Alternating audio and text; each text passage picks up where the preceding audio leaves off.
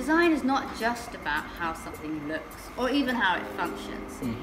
Great design can actually transform mood. It can affect the way you feel.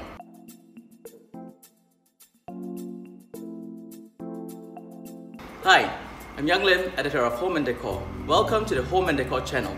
Today, we are with Nikki Hunt from Design Intervention to talk about the Young Designers Award. Now, this is an award organized by Design Intervention to nurture interior design students in Singapore. So tell me about the whole process. Is there a brief involved? Absolutely. It's the type of brief that we would get from a client. The client walks through the door and as a real designer, we have to identify their needs, both aesthetically and functionally, and that's exactly the brief that we've given to the students. We've told them that it's a family, 2 young children, a husband, a wife, and an aged grandma who lives with the family, is in a wheelchair, so they have to think about the physical constraints of the apartment. Right. Yeah? So this is the kind of real life scenario that we deal with every day. Wow. We've identified a floor plan for them to work from, and it's an older apartment, large, high ceilings, really beautiful to work with, so they can have a lot of fun. Is there a budget involved? That's the beautiful thing about it. In this competition, we haven't identified a budget, which probably is a dream project for someone. There's no budget! So they can really have fun and be creative, and that's what we'd like them to do. Well, that sounds really interesting, but I'm sure everybody wants to know how we can ace this competition. Well, what I can do is I can tell you the 3 steps that a design intervention we use in every single project, and that could be a starting point for the students. The first thing we do is we look at who lives there. How are they going to use the place? Because it'll tell you the flow, the functionality that we need to incorporate. The second thing we look at is the mood we want to create. Design is not just about how something looks or even how it functions. Great design can actually transform mood. It can affect the way you feel.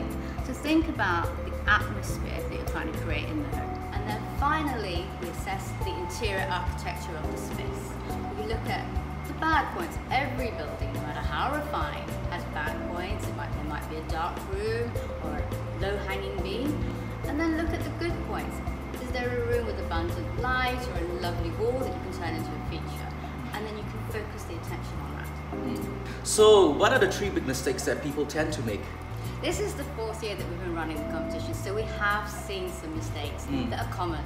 The first one is the students tend to get really enthusiastic and they throw all their design ideas into one space. Actually, sometimes restraint can be key. You sometimes need to have one key focal point and some simpler things around it so the key thing shines. So maybe less is more sometimes. The second mistake that's quite common is functionality. It can be really exciting to pick colours and patterns, but don't forget the function. I've seen so many entries that have beautiful, colourful kitchens, and then they've forgotten the kitchen backsplash. And as judges, we will address functionality. My third and final point is consider a whole room. Design, for a designer, I feel like we are like a conductor in an orchestra. And our instruments are light, colour, texture, scale. It's about how you assemble them. You can play the music beautifully, or you can create a racket. I always think design should be much more than the sum of the parts. It's not about picking the most beautiful table or the most interesting floor pattern. It's literally about assembly.